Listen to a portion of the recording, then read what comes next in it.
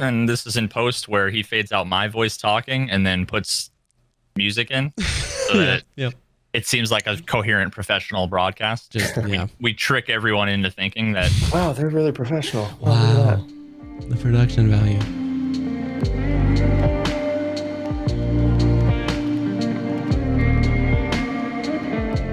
What's up, everybody? Welcome to the PogCast, a show dedicated to talking about all the poggers things in life, like music, content creation, with a heavy focus on the first-person shooter Escape from Tarkov. I'm one of your co-hosts, Jessekazam, a YouTuber, Escape from Tarkov content creator.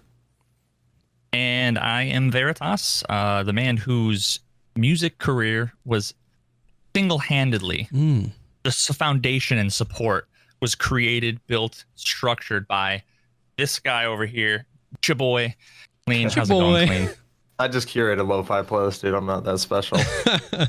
Yeah, you just put a couple songs on there, and then a couple months go by, and I had 1 million streams. That's not a big deal, man. I got you. No big deal. Yeah, no big deal. Helping helping people out in my free time. Checks in the mail. I swear I sent it. It's been like 7 or 8 months. I'm sure it's probably coronavirus. Yeah, it still says, delivering soon. Still trying to get you to sign that contract to garnish like 40% of your wages for not doing anything. Yeah, the address I sent you is a legitimate real address. Oh, okay. Popotchki Lane. Popotchki Lane. So, JC, what did we want to start with? Yeah. We were gonna. Was it his social security number? Yep. Yeah. If you could just get us that, then that helps with the. No, but I mean, first of all, thank you so much, Klean, for taking the time to be on the show. If you guys don't know Klean, I don't know what you're doing with your life, but I figured that we would start off talking about a little bit of Tarkov. We have a few things that I think kind of more general content creation stuff we'd love to chat about, but there's been a lot of just stuff going on in the Escape from Tarkov community right now that I wanted to start off with something like a positive note. You know, we all love this game. You know what I mean? We, as somebody who, built my whole content creation, career off of like you two guys right here, I feel very honored to be here. So I wanted to kind of start off with with Escape from Tarkov right now, with everything that's going on, what's still like Klean your like favorite part of the game, or maybe like what's a part of the game that produces your favorite moments? Because the game changes a lot, and it's changed a lot over the past few years, but I still think that there's a lot of like amazing, positive, fun moments that come out of this experience. I mean, to me, like I've been like gaming for so long, like since I was little, and it was like whenever I played like Arma 2 DayZ mod, that was like the game that kind of got me into PC gaming, and I fell in love with like the hardcore like survival shooter genre. And like whenever I played EFT for the first time, it's just like the game in every single way just like stood out differently than any game I've ever played. A lot of it has to do with the guns, like the gameplay loop is like really the biggest thing. It's always fresh and always fun. And it just always gives a rush that you can't really get in any other game. And it doesn't, like, no other game like really feels like it has the same quality standard, even though like EFT has like lots of problems and quality control issues like balancing or whatever.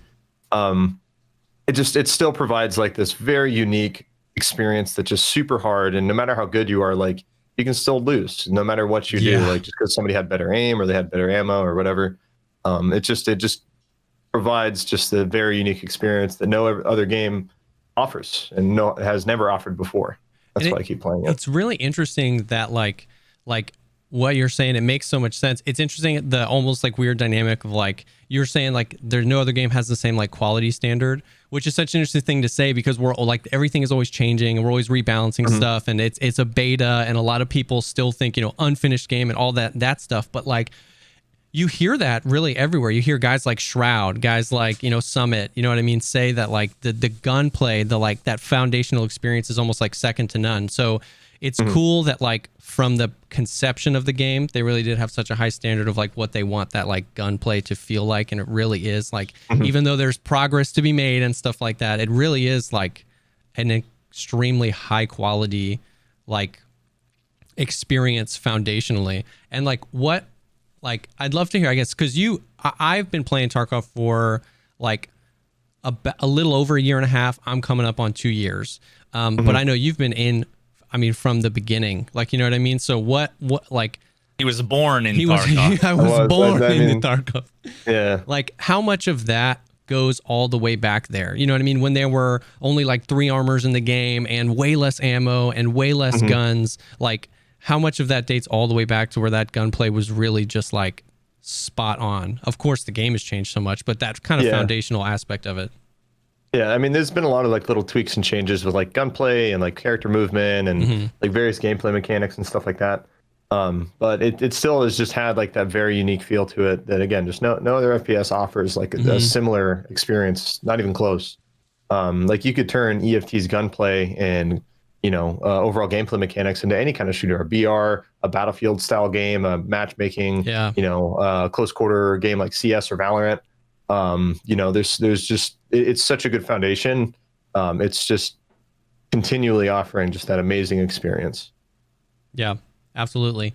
You know, and you talked a little bit about like, you can always lose, which I think is like part of what somebody who like didn't like mechanically train as like a PC player my whole life. I like that. I like the ability to like stand a chance in every fight. On the flip side of that, though, I know that you love and like champion games like Mordhau, which I know Veritas, you played a ton of Mordhau as well, which I haven't played Mordhau, but my understanding I was actually of playing that before this. Really? I was actually playing, waiting, just killing time. My understanding of that is like, it's almost the opposite end of the spectrum where it's like skill. Like if you're good, it's almost like chess where like, if you're better than me, you're just going to beat me all the time. And then I train and get better. So like, I guess you just enjoyed like the balance of both of those types of games and how Tarkov is kind of different, but still fun. Yeah. I mean, with Mordhau, you can have like all of the armor, best like sword that does the most damage, and you can fight a guy who has no armor and a stick, and you can still win if you just understand the mechanics. Yeah. And a lot of that is in a way like really transparent to EFT because you can have like all of this armor and helmet, slick, exfil, altland, doesn't matter. Some guy has just like the right type of ammo and catches you in the wrong situation, like he's going to kill you. Like even if he has a shotgun and he just catches you off guard and blasts you in the leg 3 times, you're dead. Yeah. You know, or if he has that Mosin with 7N1, he just fucking head taps you and then that's it. You die. And so like it's really transparent in that, right? And it's one of the reasons why I really appreciate both those games. Yeah. EFT just being the better game because I like shooters, and it also has a more fulfilling gameplay loop where like with Mordhau, the gameplay loop is just getting good. That's it. There's no other progression. There's no RPG mechanics. There's no open world mechanics to kind of make you feel like you're surviving or doing anything like this. So just get good, unlock cosmetics. That's it. And a lot of people don't like that because Mordhau is the type of game where it's like, in my opinion, it's very hard to learn and even harder to master. And EFT is kind of the same thing. It's like you can jump in. It's like, oh, it's an FPS. You kind of understand it. But there's so many things that you have to learn.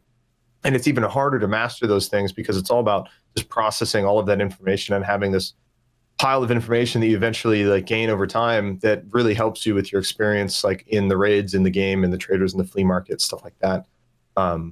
So like they're very similar, but also, you know, incredibly different at the same time. Do you think that where we've gone over the last couple of years, back when it was like Kiver Fort meta, and I actually didn't know anything about ballistics at the time. I never read ammo charts, none of that stuff. I don't know if it was as important as it is now. I just remember the time to kill being much longer in like 0.6, 0.7, 0.8. That's true. I mean, there was less armor. The ammo overall, there wasn't as much AP ammo, and the AP ammo wasn't that good. Like the best AP ammo you could get back in the day was like SB6 for the Val, BP, BT, 545, and BS, and M995. You know, the traditional cartridges. M61 wasn't introduced, I think, until like 0.6, 0.7, something like that. And from then it was always pretty much just M80, and then they added in M62 and M61 at the same time. First time that I started playing it was when it was the Mark 255 or whatever, and PRS. That was the first time that ammo ever crossed my radar, is when those were broken. Oh yeah, they're so broken. They'd penetrate all the armor and like deal stupid damage. Yeah, it was the best ammo in the game. It was ridiculous. That's but funny. yeah, I just feel like it's if you look at like a spectrum from, you know, on one end skill based, one end is like a coin flip competition, right? And then on the other end, I don't know what the maximum is over here, but I would say that something like Mordhau is approaching that, where again, like if you put insert best Mordhau, I mean, you against any rando who has played the game for a week or two, I give you a rake, you will win 99% of the fights. Yeah. You'll lose if you get lazy or you're memeing on them, but it's like you can't lose. Yeah, well, I can lose. I mean, if I make one mistake, right, and like say I have no armor on, he has the weapon that can one-shot me. That's it. I lost the fight. That's how it goes. But again, it all comes down to whether or not if you make that mistake or not, or if your opponent successfully maybe like feints you or does something to kind of throw you off your guard. Yeah. In order to get that hit in. And I guess so. I mean, considering that you need like 3 hits, if they don't have like a hammer, right? It's going to take 2 or 3 hits to kill you if you have decent armor. It's one of those things like you have enough time and control to respond to what they're doing, right? To where in that scenario, 99% of the time you're going to fucking win. Sure. You know, like unless your mouse battery dies or something happens to the fight, it's going to be really hard. Like when I think. I actually don't know. I'm guessing that I'm probably close to average Mordhau player. I would say you're slightly above average. I've watched you play. Like you understand swing manipulation. You like know how to feint and morph properly and stuff like that. So there are people who I literally cannot fucking hit. Oh yeah, no, yeah, I know what you mean. It's like it's as if you were playing. You know, wasn't there like a Star Wars Battlefront game where like you could be like Luke Skywalker and like everybody else was just like the droids? Oh and yeah, just like yeah. It's like that. That's how it feels. Like there's just nothing you can fucking do. Mm-hmm. It's like Diablo. You know, when you have a level 1 character and the other guy's level 94, you can be hitting him and he's like life stealing more health than you're damaging him. You're healing him as you're swinging your axe at him. Like that's how it feels in Mordhau. So I feel like as Tarkov has progressed and armor has become more expensive and ammo has become more expensive, and I think a lot of the ammo has gotten more effective against a lot of the armors. I feel like it's nudging towards coin flip, but not remotely. Like I don't want to say that it's like a coin flip. It's moving in that direction. What do you think about that? I mean, the one feature, this is the one feature I can't wait to come in EFT, because this is going to be one thing that's finally going to change the game and basically no longer require players to AP ammo for everything. That's the meta, and that's advanced body armor hit zones. Yeah. So like plate carriers in the future, they're not just going to cover, like the slick is not just going to cover your full thorax. It's only going to protect you exactly where that plate is. So all the area on your collarbones, the entire side of your body, the back of your shoulder blades, there's no armor there. And if you get hit with like a 3.66 round, you're going to die. You're going to get one tapped. But then you have like, say your Gen 4 HMK, which has like that soft armor in between the soft points. So you have a level 5 plate here. You have level 5 plates like right below your floating ribs and above your hip. And then everywhere else is like level 2 armor. So it'll stop those hollow point rounds and low projectile munitions. But then like say 9mm AP, or SS190 is just going to go straight through those soft points. And that's going to completely vary the TTK and really introduce like a truly dynamic combat system to EFT, where you don't run into the situation like, wow, I hit that guy like 30 times and he just didn't die. You know, that could still happen in the future, but that's to assume if you just hit him in the plate, right? If you hit him once or twice in an area that's not protected, you're going to deal full damage and he's probably going to die. Like, for example, like SMGs with like rip rounds in the future will absolutely be disgusting. You hit the guy in the leg once, the stomach once, and then somewhere in the thorax, he's going to be dead. However, if he has like forward armor or anything that has like a big collar or like anything that covers the soft spots where the only exposed area on the body is like maybe the armpit, you're going to basically like, you're going to be neutralized from that armor and that kind of play style. But like I said, if I'm using the AP sub round or SMG round instead, it's just going to go through those weak points. And it's going to really vary the TTK a bunch. And you'll no longer really just have AP ammo like being that focus and kind of where it seems like it's going right now. Because a lot of people are still really comfortable with the way EFT is. And like, we have like the rats and chads, right? Yeah. The only reason why chads play this way is because they know a lot of the bunny hopping and weird shit that they're doing can be countered by them wearing a slick or wearing heavy armor, assuming they're not running into a guy with like M61 rounds, a Golnick, or anything that's going to penetrate that level 6 armor. And once that's finally in, it's really going to vary the game, like big time. And it's going to make anybody dangerous depending on the situation. Like some situations, like I said, like if you have the AP rounds or the hollow point rounds, slick, you're going to destroy. It's got a Gen 4, you might have a harder time. It's going to be a lot more varied. Yeah. So I have, there's two things there that I think are really interesting, and they're like on both ends of the spectrum, because one of the things I've wanted for a long time is for a lot of the other guns to be viable. Like I want to use the MP5, but every time I do, it's the one time I come across the guy who's fully kitted. I've been using MP5 SD a lot past like 3 days. It's the most underrated gun in the game. 26 vertical recoil, 119 vertical recoil, 30 round mags have no ergo hit. You don't even need to mod it. Just use iron sights. You just a little laser beam, and it sounds exactly like an ASVAL, so people get scared of you. Yeah. That's funny. They're so much fun to use. So much fun to use. The problem is that like if you get unlucky and there's 3 guys that have any decent armor, like you're. If you have to land the headshot, you have to land the headshot. All 3 basically. headshots, before any of them hit a single one, right? If they have a rifle, you're pretty much fucked. So, but so I'm excited for that. So that to me makes like a whole bunch more gear and stuff viable. But then at the same time, that also does more of. I almost feel like it moves the time to kill shorter on average, which moves it more towards. Which is it's good and bad. Moves it more towards like whoever sees the person first, as long as they're not a potato, they win the fight, right?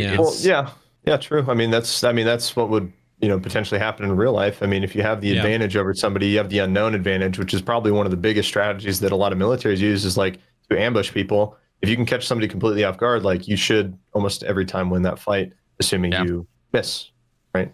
Yeah, and I guess it all depends. And on like if that's the direction they want to take it, because like talking with some of the guys like you guys that have been played for a long time, like I've heard that way back when it was Fort Kiver days, the time to kill was a little bit longer, and there's always like pros and cons to both sides. The pro is that gave people a little bit more time to react and then maybe like turn a fight around, but the con is it is a little bit less realistic or something like that. So if that's the direction they want to go, where it's that the biggest advantage you can have in a fight is the unknown, is knowing where your enemy is and them not knowing where you are, then that will like kind of fall right in line with that. Absolutely. I mean, like back then the TTK was longer just because there wasn't a face hitbox. There wasn't a lot of really good ammo. Yeah, that's true. Fort armor is like really freaking good. As everybody's running level 6, and Paco was still like level 2. It didn't make any sense. One of my biggest things about EFT, like one of the reasons why I feel like the TTK is way too fast, is because just how full auto works. Like the min max at low recoil, big magazine, best bullet with really high fire rate. It's really easy. It's not hard. Like I always laugh when people are like, "Oh man, I'm super good at this game." Blah blah blah. It's like, bro, you run a slick every raid, run an alt-in or an exfil every raid. You have meta HKs or FALs. Almost every raid, or you're using a VAL. Like of course it's going to be easy to kill people. It's not like it's hard. There's not a whole lot of skill involved. And I feel like one thing that would really help with the TTK in this game in general is just like making high recoil attachments and weapons just way harder to acquire. And also having stark balances between like a high recoil build. Like for me, I feel like the longest barrel for an HK, a FAL or M1A, that should have like negative 50 ergo. It should be like Call of Duty. So if you're getting like you talking about that, and I totally agree. That makes sense. Like the bigger, heavier gun should have way less ergo. Yeah. Like if you're going to get the massive advantage for recoil, like you have a meta HK, for example, you can have like 36 recoil on that with 56 to 60 ergo. Yeah. And like to me, that's not balanced at all, because that makes it as quick as an SMG basically. Yeah. Whereas in just for the sake of gameplay balance, because if you're a strong big guy, like you're a PMC operator, you could fucking handle that HK no problem. But for the sake of gameplay balance, you should probably only have 15 to 20 ergo with a meta HK like that. So that way EFT, because EFT has always had the problem where everybody benefits. You can only gain from bringing in the best stuff. You only gain from bringing in the bigger weapon, the bigger magazines. You only gain. There's never been any negative side effects associated with bringing in the best stuff. Yeah. That's one of the reasons I love the weight system, is because you come in with these meta kits. Yeah. You're penalized. You're going to be a little slower. You're not going to be able to get as much loot out of the raid. You consume more stamina, all these different things. And it kind of punished you for bringing in all of that heavy shit that normally would only benefit you. But then people lost their minds over the weight system, and they kind of balanced it towards the current skill system, which is the smart idea. I think that's good. But they've talked about reducing the cap again, making it somewhere like 25, 28, 275. So it scales in a much more large and broad spectrum. Yeah. To kind of make it a little bit more dynamic and not so like, oh, I picked up one item and now I'm 20% less movement speed. Which I love that, because that's always like that always like breaks out of that immersion of the weight system. It's like, somebody drops me like an SJ6 and I pick it up and it's like, oh, I don't gain stamina anymore. So I like that, like bringing it down to like 25 kilograms, but then just making it a wider spread, so it's not like these big tiers. A really quick point back on like the advanced armor zones. Do you think, I don't think they've talked about this a lot very recently, but I know in the past they've talked about like also more advanced like medical, like more advanced like bleeds and stuff like that. They've teased like the hemostatic like tablets and stuff like that, because I was thinking that it would be, if the time to kill is a little bit lower and you have those advanced armor zones, it could, and then that advanced medical stuff, it could create some really cool scenarios where, like, I got hit, like you were saying, like in the shoulder with somebody sprayed me down with like hollow points and my armor absorbed all of them. And then I took one in the shoulder and now I've got like a bleed level 3. And it's like, I'm okay. Like my armor's fine. My health is fine, but I'm bleeding so fast that if I don't get away from this engagement and fix this bleed, I'm going to die soon. And that just adds like a whole level of like variety into how fights could be, because then you could come across somebody whose like armor is all still in good durability, but you killed them with that like well-placed shot because they wanted to chat and rush you and they died to a bleed. So like, do you think like those things could work together potentially? Oh, absolutely. I mean, the new system that's eventually going to come in is they're going to have capular, venular, and arterial bleeds, which are like real. This is what I was taught in the military. So capular is the surface of your skin. It's going to probably stop on its own. It's not going to really do anything. Might get infected. The venular bleed is like your veins, so you might need to put a bandage or some kind of light hemostatic on there, like usually an army bandage would take care of that. And then you have your arterial bleeds, which are your major arteries, and you're going to need a tourniquet for that. And so in the future, at least this is how I think the system is going to work. If you get a blacked out arm or leg, there is a chance that you will get an arterial bleed. And if you do not use that tourniquet on your blacked out limb, you're going to bleed out like 10 seconds or something like that. Yes. Obviously, skills will probably scale this a bit. Yeah. And it'll kind of create an interesting effect of just like you having to kind of pull off of a fight. If you don't do this, you're going to die. It's also going to make a stim like Zugstin, for example, really, really fucking powerful, because that thing stops all bleeds and prevents new bleeding from happening. So if somebody hits you and you're like, oh, god damn, that guy's using hollow point rounds, you're just going to hit that Zugstin and you don't have to worry about bleeds coming in. And then another one is a hemostatic injector, which has like these like Altoid tablets in it. They can absorb like 500 times their weight in fluid, and it's for a sucking chest wound. And basically that's when you get shot in your lung, and say like an AP round goes straight through and through. Is usually when it would say happen. It goes straight through and through, and basically your lung is starting to fill up with blood. And what you do is you take that, you stick it in the gunshot wound, you jam all of those little pellets in there, and it just fucking sucks up all the blood and basically clots the gunshot wound. Clots it for you really quickly. See, I love that stuff. I'm sure that there's like ripple effects to the game when we talk about that stuff that we don't realize. But like from like a vision standpoint, like I love that stuff, because that's what I love about EFT is like how many additional things I have to think about in a firefight outside of just, click head.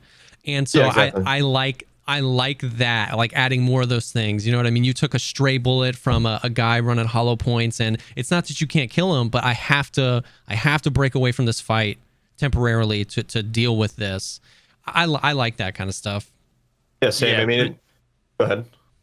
I was gonna say, to me, these systems are potentially fucking amazing, but there's so many things that I really hope that they're cognizant of, like a few different questions. I've shot a bunch of firearms before, and it's always been at a fucking sheet of paper, at a reasonable distance, while I'm drinking a Capri Sun, or whatever. Like I can't imagine. I'm picturing something in my head. So, in customs, if you come over the bridge, the big red building's on your back. So you come over the bridge, and there's that little like shack. The construction yard is the UN checkpoint right there. So imagine that you're at the shack, and there's the UN checkpoint. And you have a rifle in your hand. Let's just say it's an average, M4 with, like an ACOG or something on it. And somebody runs up the hill and then across the street over towards like dorms. How, like, do you have any idea what's the percentage chance if you're going to take like 3 or 4 shots at somebody running across the road there at that distance? What is that? Maybe 50 yards? Is the average soldier going to going to be able to hit all 4? Are they going to hit like 1 maybe? Like how difficult is that? I mean, it all depends. It depends on the user. It depends on the situation. I mean, there's so many factors that kind of come into it. USEC 1. Yeah, I mean, it's kind of hard for me to answer that. I mean, I can't really say, but I mean, it's just that's all just kind of on the ability of the user at the end of the day. You know what I mean? It's just the ability to aim, his optic, how low is the recoil on the gun? Is he just going to tap, or whatever? Is he good at leading his shots? Is his ammo fast or slow? You know, if it's subsonic, then he's going to have to like hold over and then like lead it a lot. Whereas like if you're using M9N5, he doesn't have to lead it at all because it's really fast. It's kind of hard to say. Yeah, because I being an amateur shooter myself, I will say that at least back in the day, I haven't used one in a while, but I will say that like a stock AK-74 SU, the little guy, I always felt like that because I used to have an AK, or it was a Vepr, well, a Wasser 10, it was a Romanian. The way that felt, and again, as an amateur, was like when I'd shoot the AKS, it would bounce up a little bit and you could control it, but there's a little bit of like, you can't anticipate. It's not like CSGO where you can just, you know, the recoil pattern and you know that you need to give it left and right. You're responding to it as it's moving. That always felt the most like realistic. And in that scenario, like I wouldn't be going with a fucking AK. Right. I would want to be like prone and going tut, tut, tut, you know, like I just feel like that's one of the things that they're going to have to keep in mind, because when they do all these new systems, it's like all I'm hearing is it's going to be way easier to die, which is awesome. Which is awesome if you're the one pulling the trigger. But there's so many things that the game makes you do, whether it's quests or whether it's like scav AI spawning next to you or whatever. They like, I need to get on the other side of the road. I have no cover.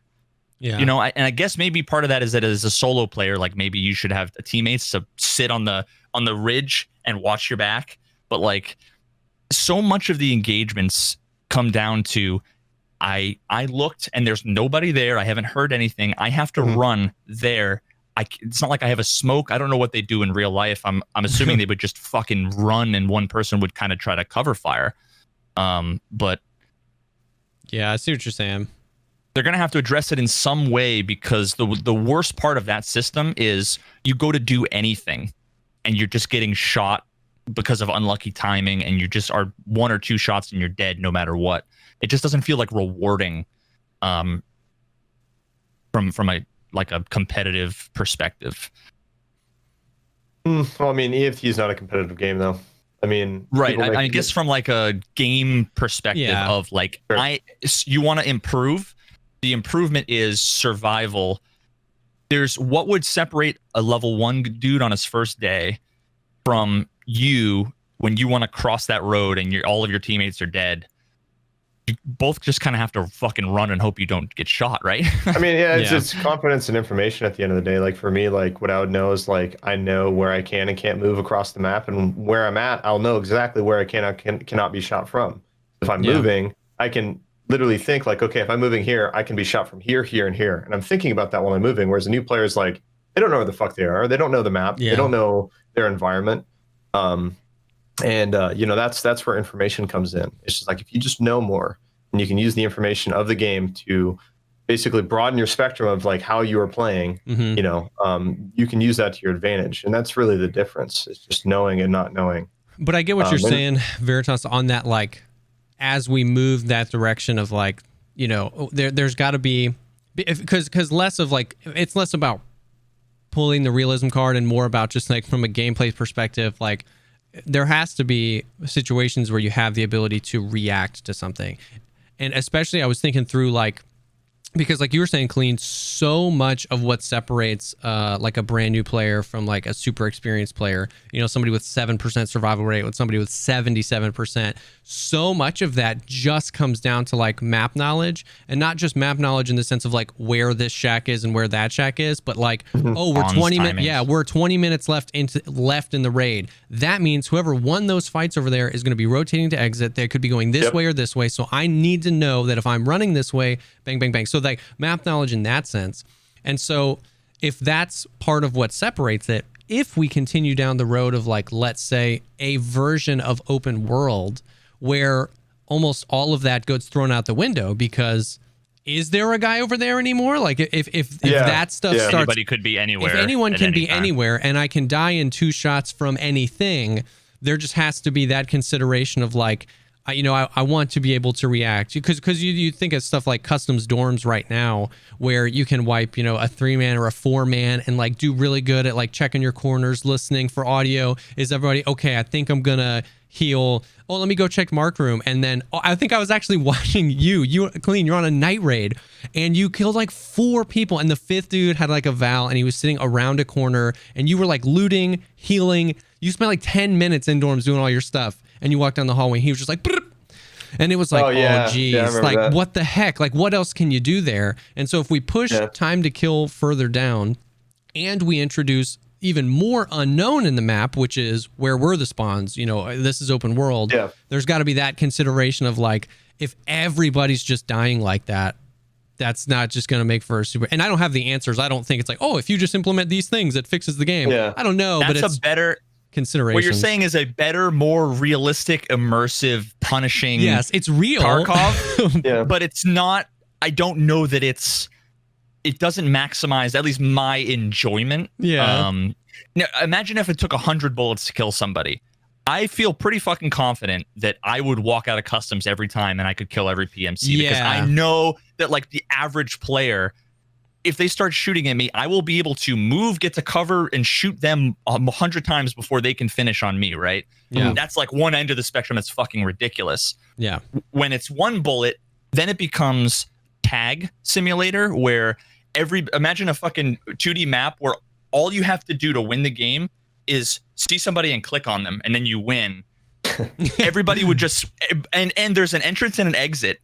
Yeah. And so you would just wait there, and you'd wait for the person to run by and click, okay, I win. And then there'd be 2 people camping, and eventually the time would run out, and then they would have to move. Like, those are the ends of the spectrum. That's on one end. There's tag, and then there's like the division, where the PvP literally it could take like minutes to kill somebody, another person. And so we don't know. I don't know. But somewhere in there is that like, well, every game wants to be at a different place on that spectrum, and that's a respectable thing. But knowing Tarkov wants to be a very immersive, very realistic game, it almost just like raises that question. It's like it's going to be even harder for them to strike that balance. When you're the division, you just own the fact that we're bullet sponge the game, and if you spend your $60 knowing that that's what you get.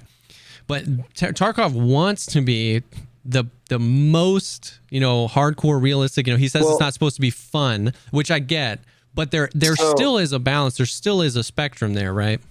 Right. I actually had like a good long chat with Nikita the other day on Discord. We were just kind of talking about life. We talked about the game a little bit, but there's one thing that we did talk about is that the core philosophy behind EFT was always to be this brutal battle simulation game to try and simulate real battles. And the thing is like real fighting, real warfare. Like we glorify it, right? We make it seem like it's fun. But it's not fucking fun. It's supposed to be fucking shitty. It's supposed to suck, and you're supposed to deal with that suck. And with EFT, it's always been about overcoming those challenging obstacles in order to like feel like gratification, and you just feel so good after doing that. And you can only try and prepare the best that you can. Yeah. But you should still never be able to predict each and every situation that you're in. And that's one of the core design philosophies behind EFT. There's still a lot of things we can predict, like the amount of people in a raid, where they spawn, where the loot is, what ammo does what damage, what ammo has what pen, what armor can stop this and that, et cetera, et cetera. This is... Oh, no, sorry. Go ahead. I was just going to say, like, a lot of these new features, all they're going to do is broaden the spectrum in which you can try and prepare. Yeah. So... say new armor systems and new hitboxes, you can like, okay, I'm bringing this Gen 4 HMK because I've been seeing a lot of guys with P90s in the hollow point rounds, and that's been getting me killed. So I'm gonna bring this in so that I get that little extra security. Then that next raid, you run into a guy and he had SS190 and his P90 instead, and he hits you through your soft points in the armor because he got the jump on you and managed to kill you. You can only try your best to prepare. And then there's like the weapon malfunction system coming in, where you can try and make sure you have quality ammo, you cleaned your gun, it has lube, whatever, you kind of prepped it to make sure it's good. and then you go into your raid and you try and mitigate the probable chances of a malfunction happening. You just try and prepare the best you can, but hey, you still get that misfire. Bam, like click, and you get distracted the gun, and that's it. It's all about that unpredictability, and that's what makes EFT fun. And I feel like a lot of the people in the EFT community right now are kind of getting too used to the consistency that the game has right now. And the weight system, when the weight system came in, it fucked the consistency up of the game that people were used to. They were used to going into the raids and literally just doing everything, killing all of the players, looting all of their gear, looting every container, and then getting out of the raid really quickly in no more than like a couple minutes. But when the weight system was introduced, they're like, oh, what the hell? I can't even bring in the normal gear that I was used to bringing. Like, my consistency has been fucked up. Yeah. And now I'm being punished for doing so. Now I can't loot as much as I want in the raid. But EFT, again, they're trying to create a design where there are pros and cons to things, because nothing in real life is just always good.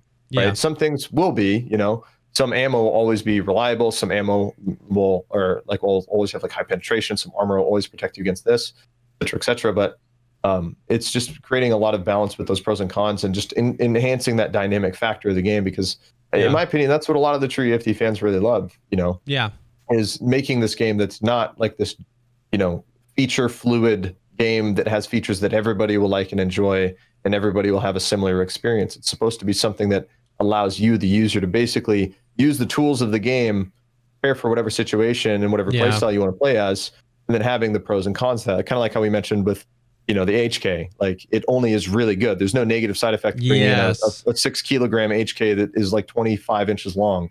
Real life, the thing's gonna be slow. If you have high recoil, other than the price, like in reality, for like a good game to have a pro and con there, it's like it should have 20 ergo and then 30 vertical recoil. So your ergo's like, ugh. But you can shoot really good with it, and it's gonna have a fucking no recoil, and you can spray that thing like crazy.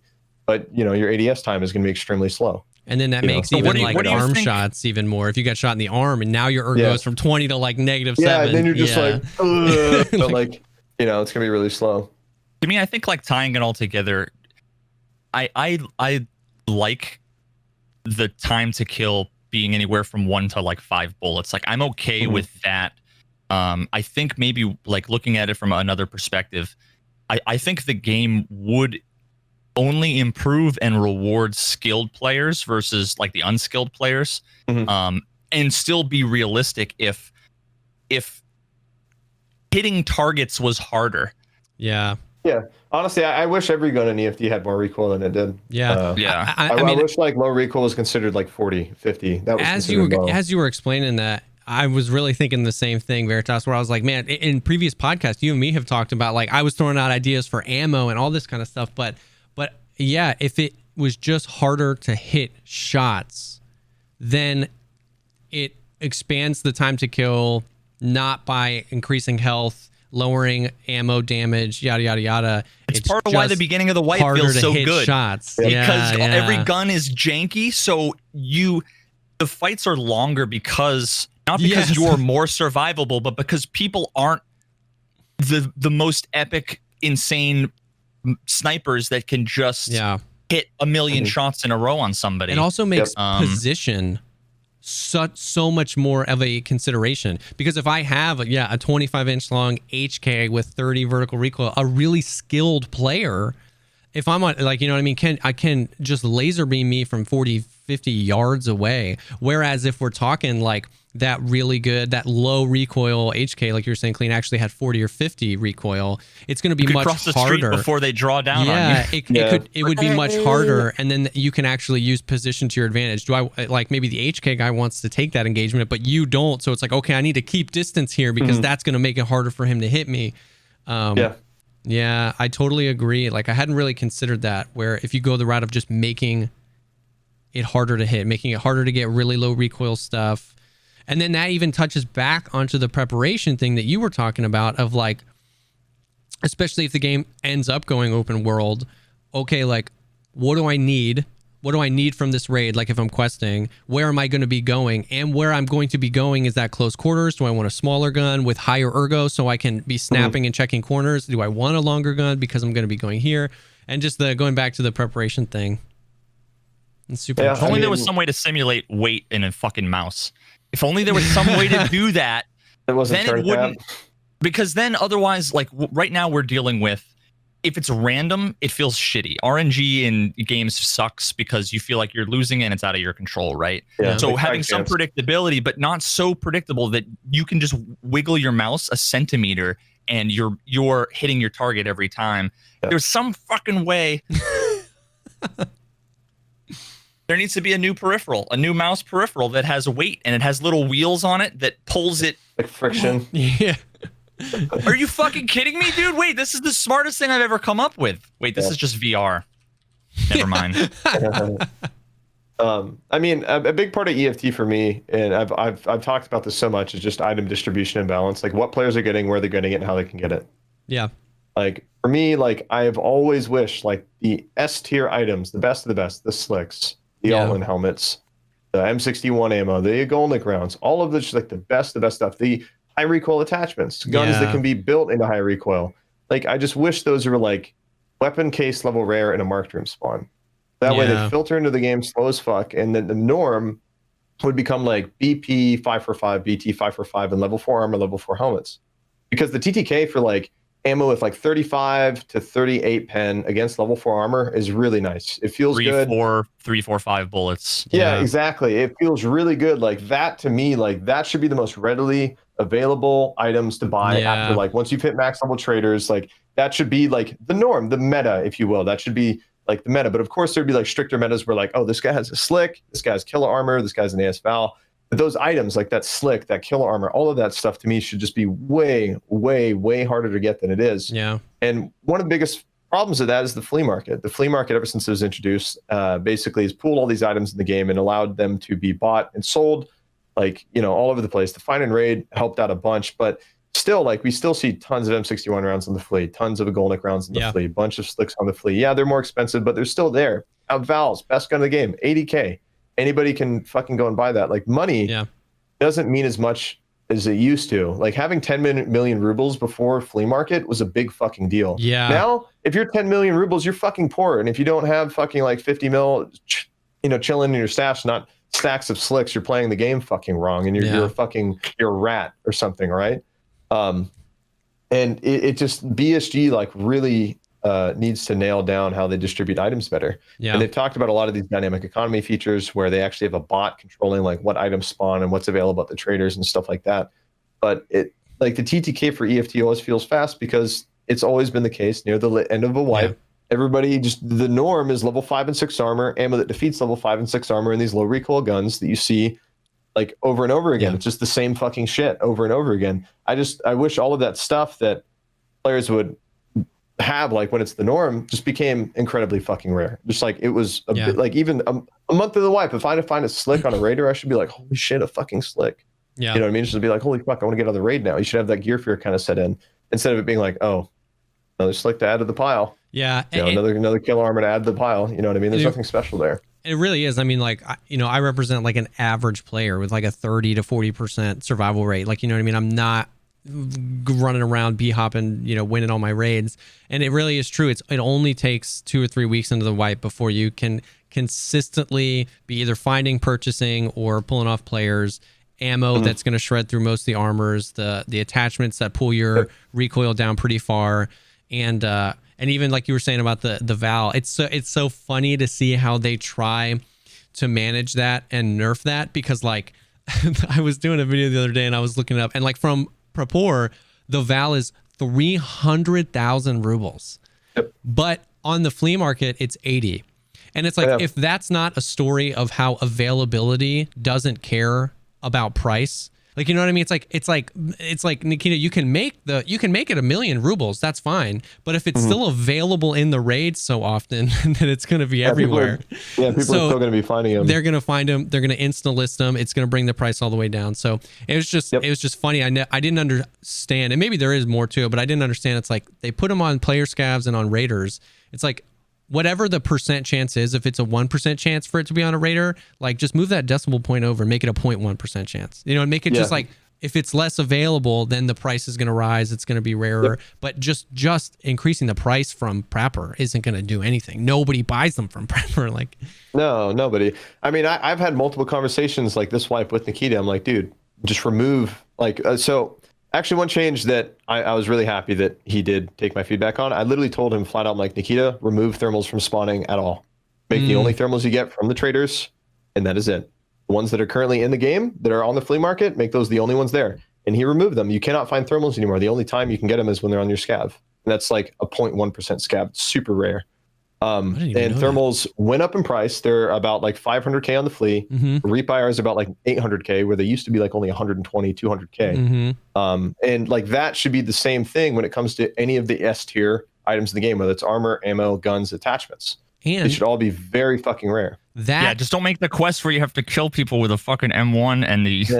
I spent like 8 million rubles just trying to get 5 kills because all of a sudden the suspicious people always come out stream sniping me when I pull out the fucking thermal that I'm required to have for the quest. It's funny though. I managed to get that done quick, thank God. Because the quest, you're absolutely right. Like that, if you want something, that's rough. But that change made for one of the best moments of this wipe. Like I didn't know that you had suggested that change to Nikita Klean. That made for one of the best moments of the wipe for me. It was the other night. I was trying to finish setup, which is where you have to kill PMCs on customs with Ushanka and the shotgun. I hate that quest. I'm so garbage with shotgun, all this stuff. But there were some chads and we were hearing them. I was playing with a buddy and they were just like mag dumping on somebody. They were making a ton of noise. So I just like pulled a flank on a guy and I crept up, and over the crest of the hill on customs, I saw he was wearing an Alton. So I was like, okay, so I know he can't really hear me. And I just like boom, boom, boom, boom, boom, boom with AP20. And I go to pick it up and he has a kitted HK with a Reap IR on it.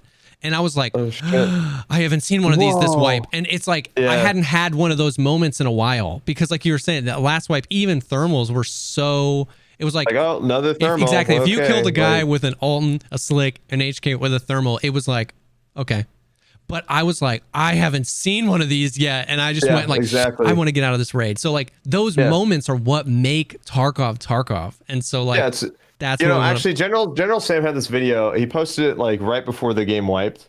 The intro, like you should watch it. It's really funny. He basically talks about like how he posted this clip where he accidentally TK'd his buddy, and his buddy was so fucking mad. And it was near the beginning of the wipe.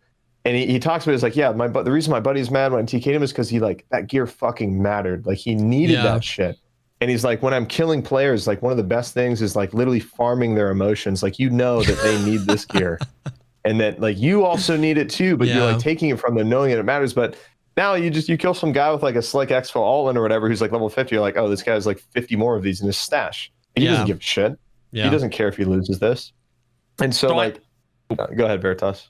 I was gonna say, I feel like I might be in the minority, but there's probably a larger population than I think that maybe are like me in that right now. So, and even back last patch when everybody was complaining about thermals and Reap IRs and stuff, I never really came across them very often. Now, a lot of this I'm sure has to do with maybe the maps I played, maybe it's like reserve nighttime. You're going to see, I'm sure you're going to see a lot more. Yeah. I'm sure there's a lot of that. But I did play a lot of the maps, and I did play, I'd switch off between times every now and then. And I got my character up to like level 60 something 5 twice. And I think I maybe looted 3 Reap IRs like the entire wipe. I haven't seen, and then this wipe, and we had the same conversation where on the team podcast last time, I was the only one, I guess. 2 weeks into the wipe, everybody had said how common everything was. And I'm not saying they're lying. I'm just saying my experience is completely different in that I don't come across people with crazy gear very often. But when I go in with crazy good gear, I die. It seems like, and I'm cognizant of the fact that I could potentially think that I'm unkillable and play differently, but honestly, I think almost the opposite, in that like I don't want to lose my shit, and maybe that's part of the reason why I lose more. But right now, if I have like a decently modded Vepr with PS or BP, obviously preferably BP, and like the level 4, level 3 chest rig combo, that is my, like, that's when I'm looting slick armors or whatever, is when I have that. It's not when I have slick armor on. Yeah. It doesn't feel like there's any point running anything that's expensive or good, because again, if the time to kill is 1 or 2 bullets, pretty much no matter fucking what you have, then there's no reason for me not to just run mid-level shit, because as I'm trying to level up my traders and I'm trying to spend millions on quests and on the hideout, I like it's not easy making shit tons of money. I guess it would be easier if I picked up every bolts and nails and hose, but I'm still in the like I want to pick up the fucking gun and the armor, even though it's like not worth it to repair and to take off of them. So again, it's just like, it's so expensive to repair most of the armor in the game, and it doesn't even protect me. So I honestly think armor repair is a bad feature, because in real life, you wouldn't repair armor. You would get new plates. Like for me, I kind of wish like if armor reached a certain point in its durability, you just didn't repair it. You either just used it or you fucking sold it. And that way it would keep items out of the game as well. Is that a part of the just know that plan? my money total is going to go down. Yeah. If it's there's an equilibrium where if I'm using a Mosin and LPS, I'm only ever fucking profiting. As soon as I hit to like level 3 or level 4 stuff with mid-level guns, that's when I'm gonna break even, potentially profit if I play really well and I get lucky. And then after that, I'm only investing in it for that second kind of cool, where I want to have this cool shit, but it's not actually giving me any benefit. And the thing feels is, it's bad.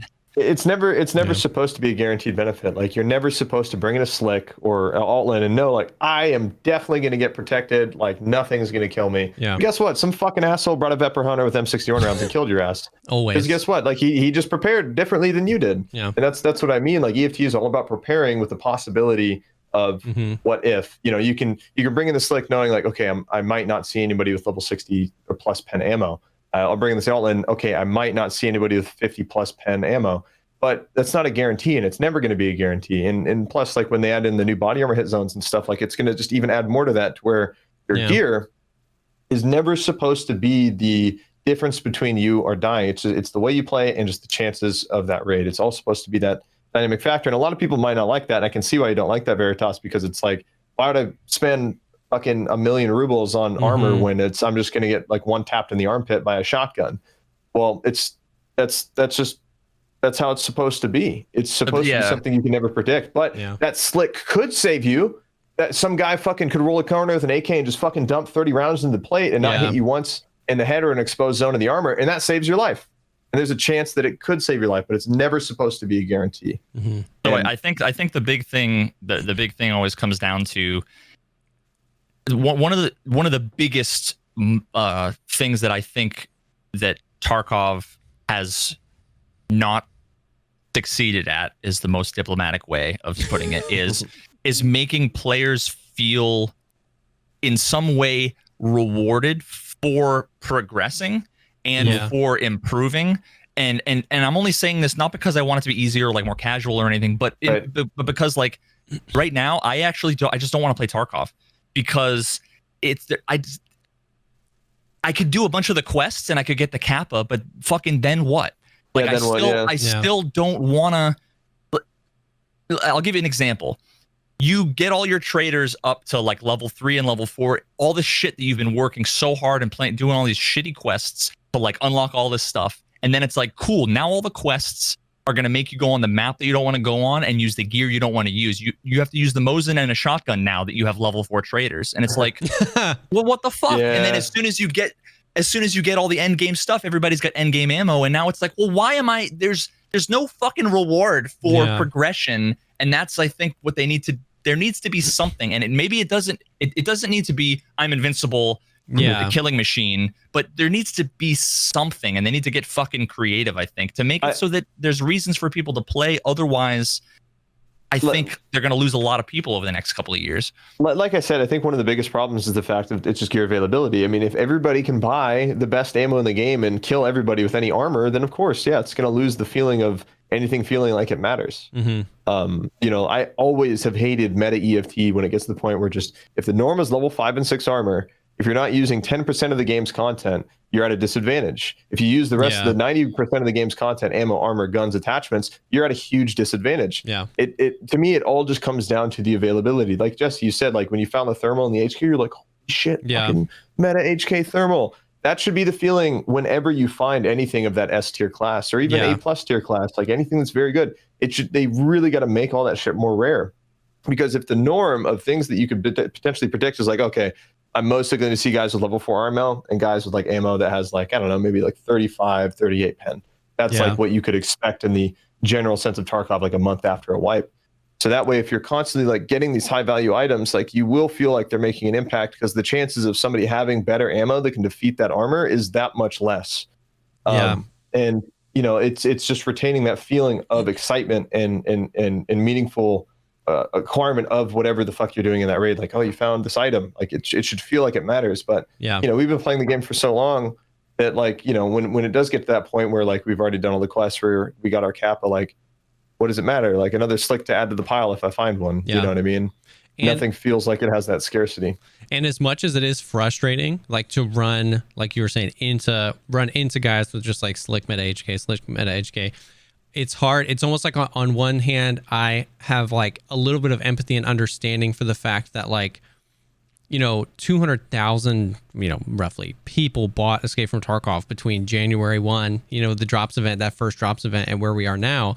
And those people aren't used to like the EFT that you're talking about. Like, you know what I mean? Like those people all came from other games and then were able to spend 3 weeks, get to level 40. If you're relatively good at video games and you can pick up stuff fast, you kind of understand why it makes this game different. You get yourself to level 30 or 40, and now you're buying that stuff off the flea market just like everybody else is. You know what I mean? So it's like, it's hard because it's like they're just doing what everybody else is doing, and the people that have been here earlier, it's like, well, that's not what it's supposed to be, and it's going to change, and you better be ready for it to change. That's why, like, when the weight system was introduced, I loved it. Just day one, I was like, ooh, this is good. But and then my chat was just like, man, this is dumb, and I would always ask the question. I was like, how long have you been playing the game? And it's just like it really brings a lot of like understanding to the fact that it's like, a lot of people bought this game in this state, where in 2 weeks I can buy whatever I want off the flea market, and why wouldn't I? You know what I mean? Like, if I'm 2 months into Tarkov, like, why wouldn't I? You know what I mean? Why wouldn't I run a Mosin? It's my best profit potential. So I think, I think we all agree that the game is going to go through some growing pains as BSG really nails down that vision and what they want to be, and then as the player base comes to discover what Escape from Tarkov is going to be, and then they get to decide on their own if they like that or not. But that doesn't mean it's bad. It just means maybe it's not. You can be the ripest, juiciest peach and find people who don't like peaches. Exactly. I mean, Nikita said on a Russian podcast the other day, he's like, hey, like, we're going to make this game hard. It's going to be changing a lot. It's going to get more difficult. And like, if you want to play a hardcore challenging game, like, this is the game for you. You're in the right place. If you're not looking for that experience, this is not the game for you. You should go play something else. Yeah. And I respect that so much, because like one of the biggest problems in the gaming industry as a whole is you get like these feature fluid video games that try to appeal to a mass audience, and they've slowly degraded over time. Like using, say, Elder Scrolls, for example, look at Morrowind. It was fucking hard. RPG mechanics, really traditional RPG. Like, you didn't have these arrows showing you where to go. Like, you had to talk to people and discover things on your own, and you'd kind of go on that adventure, throw you in this world with not a lot of understanding about the world at all, where you can and cannot go, and what can and cannot kill you. And you go Oblivion, it kind of got a little bit more easy, but it still kind of retains some of those hardcore mechanics. And then you got Skyrim, which has become, you can just be whatever you want. You want to be a heavy armor, sneaky, two-handed guy, go ahead. You know what I mean? It's just like, and same thing with the Battlefield series. Like, you get these games that try to do their best to appeal to a massive audience in order to have a large community and sell as many copies as possible. But the thing is, what's bad about those games is they don't last. They always have to make a new one every year. EFT is the only early access game that I've ever seen. Every single major update, the game grows more each time. They break every record, concurrent players, copies sold, hits on their website, every single major patch, every time. And that was even before the drops event. Like, even when Point 12 launched, like, we all thought like, oh my God, this is Tarkov is huge now. Holy shit, Point 12's out. Huge changes coming in. Everybody's really liking the game. And the drops event happened, and that brought in a huge crowd of people. And the game has only gotten harder. Like, the game used to be like jank hard back in the day. You know, there wasn't as much ammo, and like, you know, scabs would actually like 180 no scope you, and like, you know, you die from like one, you know, damage to a blacked out leg or something like that. It was like artificially harder, but also a lot easier in a lot of ways. Like, you could run, jump around, and heal at the same time while reloading. You know what I mean? There was no medical animations. Instant pack mags and stuff like that. Yeah, exactly. Instant pack mags. Yeah, the meta was just 260s and just drag ammo over reload, drag ammo over reload. Just as long as I think we don't, or by we, I mean Nikita and those guys, as long as they don't think that in order to make a challenging hardcore game, it needs to be, you can't reward skill and you can never feel good. Yeah. Because I think if I were Nikita, I know I would be so jaded to the fact that, like, especially given that I know he doesn't play a ton, or I don't know how much at all. I'm sure he's a busy fucking guy. But to like miss that there does have to be a carrot at the end of the fucking stick. Otherwise, otherwise when like wipes stop, if they stop or whatever, like there just needs to be something where better players feel like they are rewarded for their experience and their skills, and that they are able to outplay people by being smart, and they're aided by their gear, but not completely. That's all. I just don't want them. I just don't want it to be like it's hardcore, so you can't have fun. Well, no, you can make a hardcore game that's fun even when you lose. The best fights that I have, if I kill two guys and they last a little bit longer, and you know we trade fucking there's some grenades, but they're fucking all over the place, and you're hitting and you're healing. Like those are, even if I die, I'm like, that was sick. Yeah. But when you're running and then your screen goes black, and then you spend 10 minutes in your stash, and you're running and then your screen goes black, and then you spend 10 minutes in your stash, there's only so much of that, you know, like.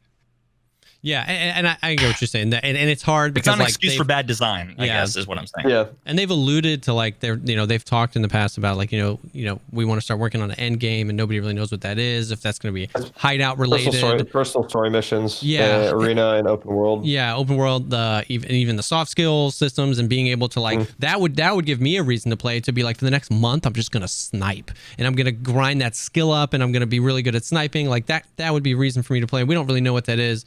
But at the end of the day, making sure that there is a carrot at the end of the stick, there's a reason to continue to play after wipes end. You know what I mean? I would love to see a prestige system where as soon as you get the Kappa, you get another quest for fence, and you basically have to give them your Kappa. However, your overall stash value would attribute to how much you can progress towards this kind of prestige. Like it would kind of be like an end game, like a temporary end game. And the reason why I think the stash value should attribute, your second tour. Yeah, exactly.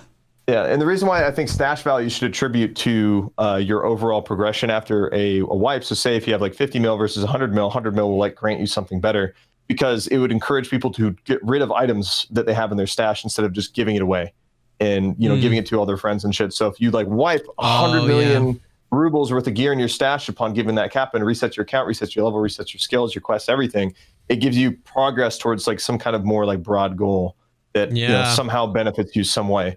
Just because that way it would be cool, because like me, like I'm about to get the Kappa, I just need my shroud mask and I'm done. I wish I could like know, like if I reset my account, there's also going to be other players who are going to try and do the same thing, and they're wasting all of this gear that they've acquired while playing in order to attribute towards like some kind of flex, some kind of reason to wipe and get rid of 100 million rubles worth of gear. Because what that does is it removes items from the economy. It keeps things out of the game and like helps with that end wipe feeling of everybody running the same gun, the same ammo, same armor. You know what I mean? And I agree. As long as there's that goal there, a reason to do that, I think that's awesome. So and that could just be a temporary thing, like just because you know the game wipes now, it's probably going to keep wiping for the next couple of years. Yeah. Right on. So I think we can transition out of Tarkov land, and I have a few questions. I know me and Jesse are super interested in hearing about your experience transitioning to a lot of like the IRL stuff that you've been doing at the gun range.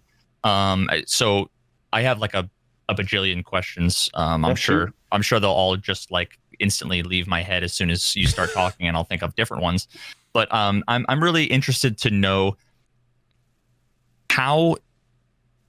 Well, first of all, you can say what it is, you know, because I'm sure there's going to be our audiences are a Venn diagram. Our circle is a smaller one, so I'm sure there's a little bit of overlap.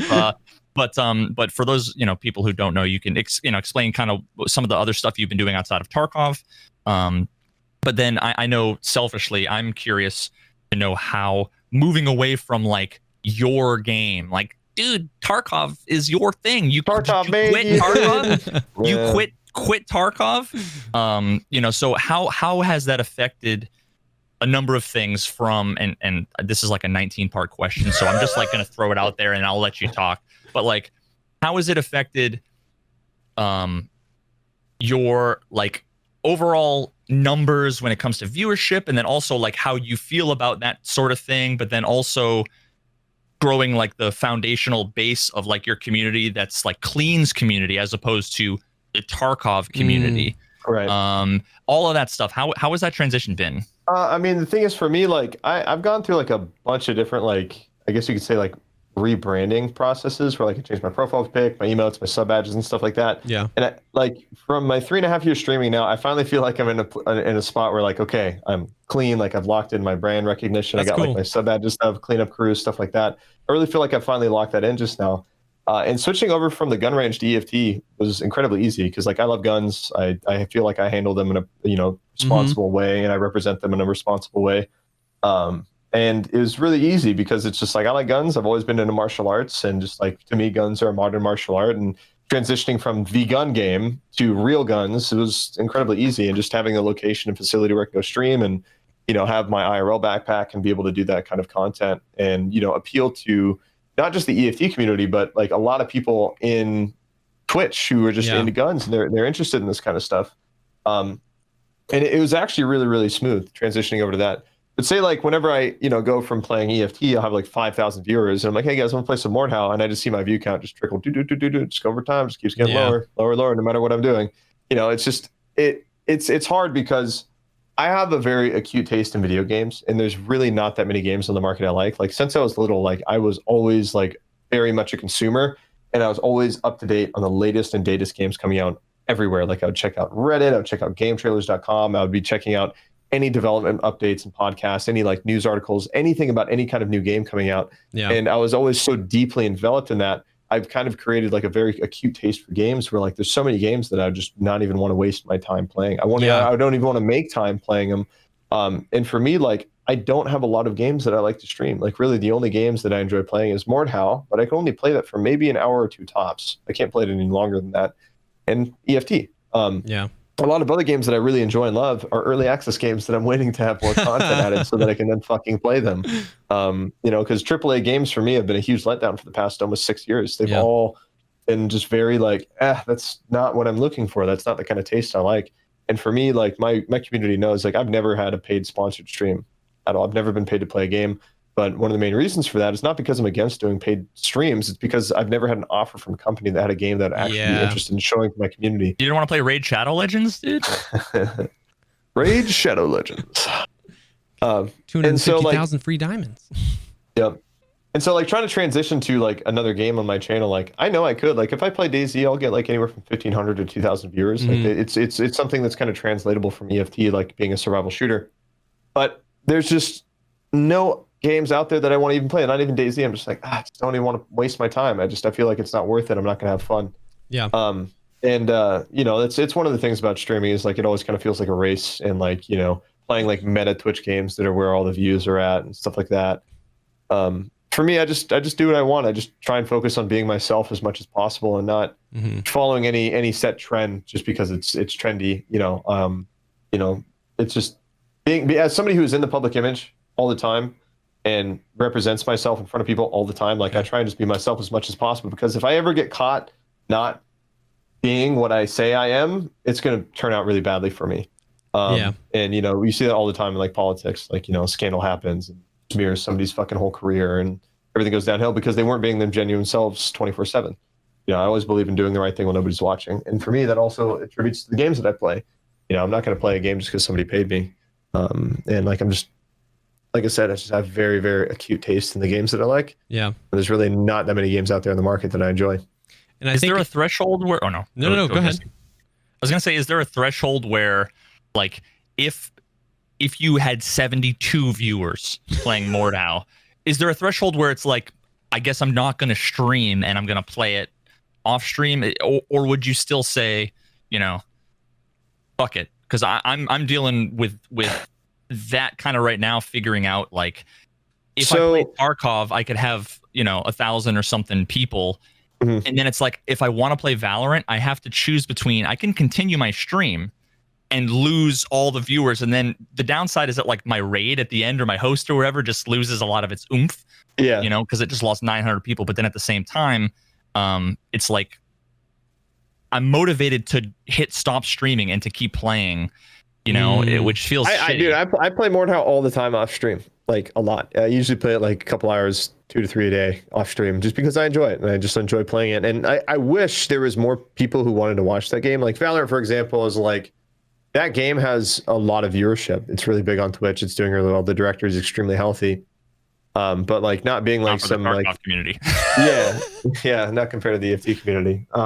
But it's really hard to transition to games like that just because like when you build your viewership off of a specific game and you have a hard time essentially like representing yourself. Like for example, Pestilli right now, he's streaming Rust. I'm so happy to see him variety streaming for once. Like after he's been grinding EFT like crazy, he's now kind of created a community where he can get still very healthy viewership no matter what he plays. And he's playing a game like Rust, which is pretty, similar to EFT in a lot of ways, kind of a survival shooter. But obviously, he's not at 13,000 viewers, like what he's normally at. And, those are the kind of hits that you just kind of have to take and you have to roll with that. I remember I played Mountain Blade for like a month straight when that was out. Yeah. And it started out really good because it's kind of a newer game. I was getting like a couple thousand viewers playing it, and then it would kind of slowly trickle off. And, the hype for the game was starting to die down. And so the viewers kind of went down with it.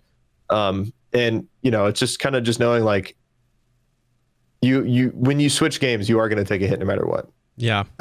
It's just going to happen. It's interesting. Especially depending on your size. It's interesting how like, I feel like so I can so identify with what you're saying, Klean, about like Tarkov has like so narrowed what games I'm interested in. Like pre-Tarkov, like my history is I was like a console player and I played everything. I played all the Call of Duties. I played, the Witchers and all the RPG games and Fallouts and everything. But like now I found myself like since Tarkov, like games like Red Dead Redemption 2, The Last of Us 2, all these like sequels to these amazing games I played, I just don't really have an interest in playing.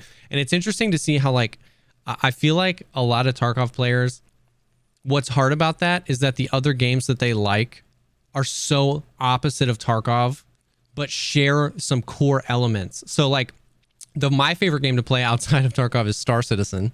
You've been playing a ton of Valorant, and Klean, you play Mordhau a lot. And those are like three games that are like polar opposite of Tarkov from a viewing perspective. But the arc that holds it all together is like like you were saying, the commitment from the development team to like a really strong, X, Y, or Z. Like I know Valorant is definitely way more like mainstream than the other games, but I find it interesting. And then I guess my question would be like, does it come down to almost just like, so me as somebody who's, newer to like the streaming game than, you guys, like, do you feel like it just comes down to like a business decision? Because like as a career and as work, I'm sure it's hard to remember that this is like sometimes when you're just having a blast playing 24 hours of Tarkov, you know what I mean? But like, do you ever feel like it comes down to that where it's like, I want to play Mordhau or I want to play Mountain Blade. When I get off work later, I'll play that. But for the next 6 hours, I'm playing Tarkov because it's like, does it kind of come to that? Or is it more just like, you have the ability that you're just doing you? I would say, yeah. I mean, it can come down to that. Like, I'm kind of at the point where like, I still have a lot of fun with the FT, even like of course. I still enjoy the game, but it definitely drags. I mean, like I would kind of get sick. Like I would go from like doing like 10-hour streams of EFT easy. Now I'm like 6 hours in, and I'm just kind of like, okay. Like even if I'm having good raids and I'm like doing well and like surviving and shit, I'm still kind of just like, I don't want to be playing this right now. But a lot of it comes from the fact that there is no other games that I really feel like playing more. You know what I mean? Like if you ask me to play Tarkov or Mordhau, they're both kind of equal to me right now. I see them as the same thing because I enjoy them both for different reasons, but they have their limits. And it's definitely a lot of it comes down to being a business decision too, because a lot of your success, your revenue each month and stuff like that attributes to how many viewers you have. And the more you have, the better you're going to be doing, and the more successful you be is like in terms of like what we deem as successful. But at the end of the day, like just doing things that are good for you. One is mentally healthy, and two, like it really shows the loyalty behind your true fan base, the people who are really there for you, your content, not the game that you play. And it's tough. It's not an easy decision, and we get self-conscious about it as broadcasters for sure. And, what happened to your viewers? Yeah, they're watching someone else, bro. That's all. Yeah, I'm sure that on some level, though, knowing the difference, and I guess this is a question because I'm not there, but like knowing the cleanup crew, the Tarkov one, the 5,000 viewers. And that's good because that's like so awesome and so healthy. But I bet on some level, knowing the cleanup crew, that maybe 1,000 that will watch you no matter what, Mountain Blade, IRL, whatever. I bet there's also some sort of like joy in that. Like these are like my tribe, you know what I mean? And it's like that's cool. As cool as it is to just sit in your one directory forever and farm the viewers, and as cool as that is, I bet on some level it's also nice to know like that, like this is like the tribe of people that will follow me anywhere. Well, I guess that could be good or could be bad depending on who you are, but that's it's a variety streamer must be the nicest fucking thing ever, huh? You kind of just wake up and just do whatever the fuck you want to do. But that was actually why I wanted to circle back to the gun range stuff that you've been doing, because that from an outside perspective of watching you like starting to do that and do it more often and even get like some sponsorships and stuff like that, that was so cool to see, because it was not only, like you were saying, a shorter bridge, the bridge between, Escape from Tarkov and Mordhau or Star Citizen is longer. It's a shorter bridge because it's guns, right? Like this is the gun game. You play Tarkov because the gun game, and now you're doing guns. But not only was it that, and it was like a big brain decision there, but it was also something you were just incredibly passionate about, incredibly knowledgeable about, that you enjoy doing. So I so loved seeing that happen, because that transition just like it didn't feel like EFT to Minecraft. It felt like it felt like Clean to Clean 2.0. It just like felt like it made so much sense. And how is that not only like, I guess the two-part question, how has that like benefited you from like a professional level? Like do you feel like that you retain a lot more viewers and you've been able to like widen your reach a little bit as a content creator? But then on the flip side, how has that helped your like mental wellness? Because I know right now we're going through a lot of stuff in the gaming community where people are like either weren't taken seriously in the past, or there's just a lot of stuff going down where it's like, you're on, 8, 10, 12 hours a day, 5, 6, 7 days a week. And so how has it affected your mental wellness to be able to say, hey, I'm going to do a range stream today. I'm not going to sit at my desk and play video games for 10 hours, but still have a community follow you through that? It was good. I mean, like since I started my range streams, I'd go from like getting maybe 500-600 viewers a stream to like 3,000. That's so awesome. Going to the range, I'm only there for like maybe an hour or two. Yeah. And like I notice even my notifications, like when I tell people like, hey, I'm going to the range, I get like almost 1,000 clicks on that notification, where usually my Tarkov ones will be anywhere from 500 to 600. Yeah. So it's almost like double, in terms of overall activity and clicks. I also notice when I'm at the range, like my chat is much more lively. It's moving a lot faster. A lot more people are typing and interacting versus Tarkov for the most part. That's interesting. Yeah, you see it as like an investment? I kind of see it like as taking a bunch of money from your bank account and putting it in like a savings account where you have less money now, but like interest over time will grow and you'll have more money after the fact. I mean, is that something that, whether it's me or smaller content creators or even bigger content creators, I guess that what I want to know is at least from your perspective, can you expect to see that initial dip and then have it come back? If you do it right, have it come back stronger, or that all depends on a lot of things. So, for example, like I was saying, how Valorant is a game that you enjoy. You enjoy playing it. It has a growing community.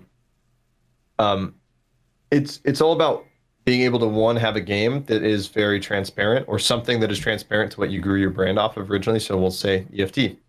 Like I said, for me, going from EFT to guns, very easy. Wasn't that hard. I started getting growth over time. When I stayed consistent with it, people got traction. I got a lot of recognition for being like, this is the guy who does gun stuff on Twitch. What about cartoon guns? What about cartoon guns? Yeah. It's more of a leap, but not as... Yeah. So what you're saying is that it's possible you're just going to get diminished returns. Yep. Yeah. And I know, like, I watch a lot of Deadly, and he's been doing a lot of the same stuff too. He's kind of like, if you're in his channel a lot, he's been talking a lot about that, about like wanting to broaden it up a little bit. And it's always interesting because right at where we are in the wipe, where like he gets Kappa, you know, a lot of times he'll do like a hardcore season, but then he gets to that point where he starts to want to play some other games. I've noticed from a content creator, the way he does it, like he almost always starts with Tarkov and plays a little bit of Tarkov because he knows that he's grown that audience of people that come there for that. So he wants to do that. And then he's transitioned to game. I've watched him on days where he's transitioned to game, and at the end of it, he was like, this was so much fun. I'm not going to stream this game anymore. Because he just like, you know, he sees the viewership plummet. He sees the engagement not really there. He talks a lot about how Tarkov is such a great game because like every raid, there's like a 5-minute window where there's nothing for the content creator to do other than talk to chat. You're loading into the raid. What am I like? And a lot of games play guitar. But for those of us who can't play guitar as well as you, like there's that. So from a streaming perspective, that's so good. But if you go to play something like, you know, Warzone or something where like you have to be on it, it changes. So he's really like strict with what he'll transition to. He like Star Citizen for the same reason. There's a lot of downtime to talk with chat. And so it's just I guess it really is just like a mixture of so many things. But it was cool to see how well the gun stuff has, like the IRL gun stuff has gone, because it kind of checked all those boxes and then even like created a newer subset of the Klean community. Yeah, I mean, it was really me being myself. And one thing about switching games that's pretty tough is people forget how to stream when they're playing a different game. Like you said, that interaction level is different. It's actually kind of a true test is your ability to entertain people, is like how well can you kind of retain your ability to be you, be entertaining and be engaging while also playing something completely different. Like I noticed when I play Mordhau, a lot of the times I tend to zone out. I won't even fucking pay attention to chat. I'm just wanting to duel and like I'm just having fun and kind of focusing on myself. And I'll kind of think I'll be playing. I'm like, oh, fuck, I haven't talked to chat. Like I'm gonna talk. You know, it just kind of comes down to your ability to really like be more transparent depending on different games you play, because you kind of get into a rhythm when you play the same game all the time. Especially when you stream it, you get in that same rhythm of streaming while playing that game, and it starts to come naturally where you don't really have to think about it. You know, having something, especially a game that's very transparent to what you're playing. So like, for example, a game that's coming out soon for NDA closed alpha is Dead Matter. And that game is like a combination of like EFT, Project Zomboid, DayZ, and so Tarkov. Excited. Yeah. And it's going to be the more casual Tarkov that honestly people want, like that more easy to learn, more video game, not a battle sim. That's what it's going to really be like. Like I have access to it right now. I can say that like the gunplay feels great. They've done a really good job on that department. Like just the combat is going to feel great. The world is really beautiful. It doesn't look like an Unreal Engine game. It's going to have a lot of core features that make open world survival games fun, while also having a lot of the density that like Lovania, the new DayZ map, has, where it's like you're not running for 15 minutes and nothing to get to the next key location like Scum. And, you know, Scum was a huge flop because that game released with shitty gunplay, no survival mechanics, no open world mechanics, just run around, get gear, die, repeat. That was the gameplay loop. Dead Matter is going to have a lot more to offer. And it's just going to be so much more to do. And it's going to be of just a higher quality standard because there's a lot of passion behind it. And that game, to me, I know for a fact many EFT streamers are going to play that game because it's something that is very, very similar to Tarkov in so many ways, but is also very different. It has a different enjoyment factor that Tarkov can't provide for you, which is just being that more like kind of casual, not so serious, so hardcore, intense, inconsistent, unpredictable game where you're going to kind of be able to predict what's going to happen in that game. It's more like balanced like a video game. And, you know, once that comes out and is streamable, I think it's going to be very well liked among, you know, guys like Deadly, Cotton, Markstrom, you know, Smoke. Well, the guys that have been playing Tarkov long enough that they want something new, but not the new guys that are, Landmark's still going to be playing Tarkov, but, you know. Most likely. But, well, maybe not. I don't know, but, you know. Who knows? I know he told me he's hyped about it and he wants to play it. But I think that game is going to be one of the saving graces for the EFT community, just because it's going to be something that is so transparent to what we do. And a lot of us will be able to retain that viewership and retain those numbers, but also have new content and a new game to play that's not just the same old EFT simulation. So, you know, streaming other games is hard. Like, because if you grow your channel off of playing one game and that's who you are, and you didn't grow because you did something unique, you did something special on your own, you're just an internet personality, you're going to have a hard time transitioning over to something, and it makes it very difficult. But you do have to make the conscious choice in terms of your mental health to, want to play something different for you, because doing the same game over and over is fucking annoying. Like the other day when I went to the range, like I woke up, I'm like, I don't want to be on the computer. I don't want to fucking play Tarkov right now. I want to go outside. I want to shoot some guns. And it was great. And I had a fucking great time. I had a great stream. Chat had a great time. It was very good. Then I came back home and I played, 6-7 hours of EFT and called it a day. And, it's important for you to understand that, like, if you play something new because you enjoy it, really enjoy it and have fun, because that's the most core philosophy behind streaming, is enjoying your time and genuinely having fun, because your chat will understand that you're genuinely having fun. Of course, yeah, you lose those viewers. You get the shitheads who come and chat like, haha, you have less viewers. What happened to your views, or this or that? And like, we as streamers, like, we don't usually give that stuff a lot of attention. That stuff over time can still get to us to make us feel a little self-conscious, even though it's just some random prick on the internet.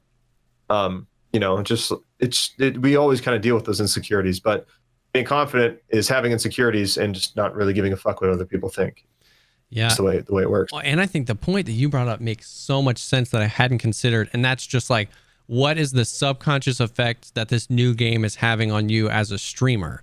You might not know you're not interacting as much with chat. You might not, because like some people like watching streams where the streamer doesn't interact with chat as much. Some people, it's not that it's bad, but it's if you train your audience to come to your stream and expect a certain thing, and then you're maybe subconsciously, but still providing a different thing, then that's going to affect it. So I hadn't really considered that when you were saying like, you just like maybe zone out playing Mordhau. Like, you know what I mean? Like that. I hadn't considered that even when I've played other games very briefly. It's like, is this affecting it? Because that might have an effect on the viewership, not just the game. So I don't know. That was really interesting. That kind of blew my mind. Yep. I'm so deep in thought right now. That was food for thought. I appreciate it, man. Thanks for all that info. Yeah, absolutely. Well, I think we're pretty good to wrap it up here. Do you have any other things, Veritas? I want Klean to plug all the things. Oh yeah, of course. All the things. But my things? Yes. Yeah, what you got? Yeah. All my thing. I want you to plug Klean, my links. Plug Veritas's links. Veritas will plug mine. Twitch.tv/Klean. Klean is clean on Twitter, Instagram, social media.